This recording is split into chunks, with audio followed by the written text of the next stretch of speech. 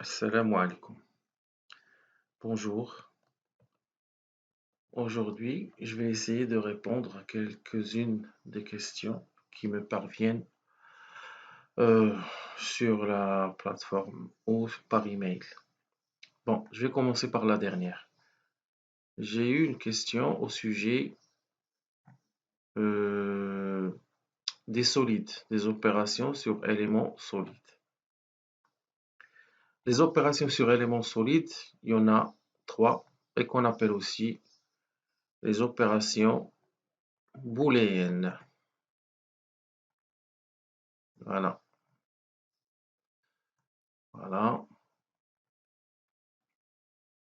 Donc, on va commencer par créer des éléments solides, des formes. Voilà, un cube, cube, voilà, on va aller voir. Voilà, nous avons un cube, notre premier solide. Nous allons créer un deuxième solide.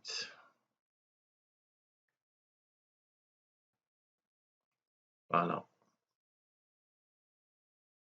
on va voir ce que ça donne en 3D.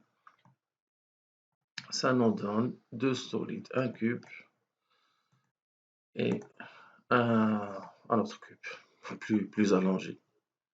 On va surélever de 1 mètre du sol et qu'on va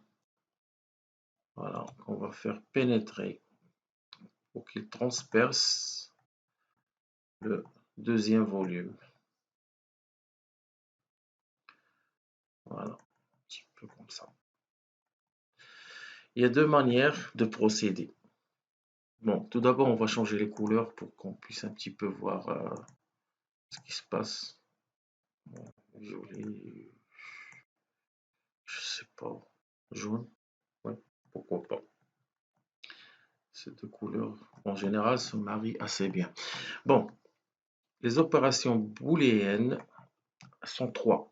Il y a la soustraction, l'intersection et l'union. Sur Archicad, ils ont rajouté deux options à, à la soustraction. Et voilà. Donc, dessin, opération élément solide. On va essayer d'agrandir ça pour qu'on puisse voir un petit peu ce que c'est. La soustraction, ils ont ajouté soustraction avec extrusion vers le haut, soustraction avec extrusion vers le bas. Bon, à toute fin utile. Je ne sais pas à quoi ça pourrait servir. Mais s'ils l'ont ajouté, c'est que sûrement ça doit servir à quelque chose. Dans une opération booléenne, il y a en général deux types de solides. Il y a un solide qu'on appelle l'opérateur et le deuxième solide qu'on appelle cible. L'opérateur, il sert à créer le trou et la cible, bien sûr, à le subir, à le faire, à le reproduire. Par exemple,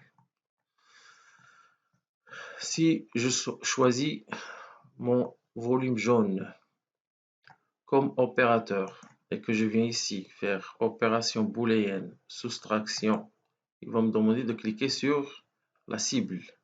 Je clique et voilà. Qu'est-ce qui se passe? J'ai créé un trou dans le volume mauve. Voilà. Annulé. Je reviens vers l'arrière.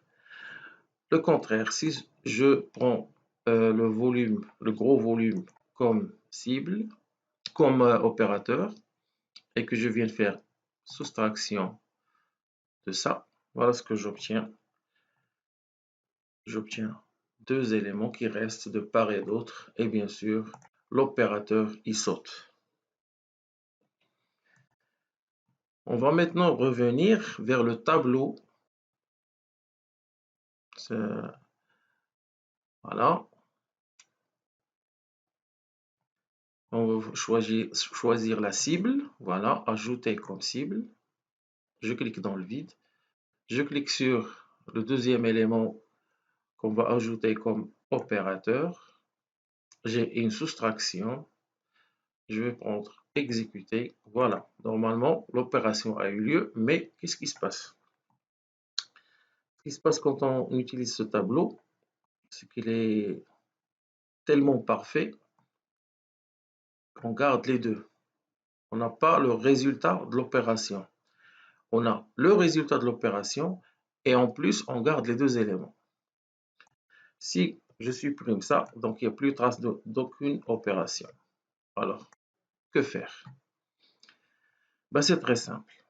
Il va falloir que votre cible soit sur un calque et que votre opérateur soit sur un calque différent, quel que soit le calque. Vous pouvez créer le calque d'ailleurs, voilà, par exemple. Et dans ce cas, je prends ce volume, le gros volume comme cible, le volume jaune comme opérateur et j'exécute ma soustraction. Maintenant, je peux calque, masquer le calque et dans ce cas, mon opération est réussie. D'accord? Donc, option, documentation, calque, afficher tous les calques, off, voilà, mon calque est revenu. On va voir qu'est-ce qui se passe quand on fait une soustraction avec extrusion vers le haut. Cible, opérateur, exécuter. Voilà. J'ai le trou qui se prolonge vers le haut. Dans le cas contraire, cible, c'est embêtant. Moi, je trouve ça embêtant. Opérateur, extrusion vers le bas. Qu'est-ce qui va se passer? C'est une extrusion vers le bas avec le trou. Et bien sûr, quand on masque ce calque, on obtient notre arche. Voilà.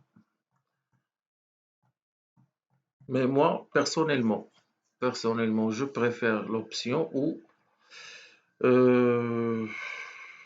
j'ai que le résultat. Je n'ai pas besoin de garder les opérateurs sur un calque et les cibles sur un autre. Mais sur certains cas, je suis sûr et certain que Archicad ou les gens qui sont les concepteurs de ce logiciel n'ont pas créé ce tableau comme ça, par hasard. Donc, ils doivent bien servir à quelque chose. Personnellement, il ne me sert à rien, mais peut-être que sur des projets trop complexes, avec beaucoup de percements et tout ça, il vaudrait mieux garder des traces de cibles et garder des traces d'opérateurs pour répéter l'opération autant qu'on veut. Voilà. Et donc, les opérations booléennes, pour revenir à nos opérations booléennes. Voilà. J'ai dit qu'il y en avait trois de base.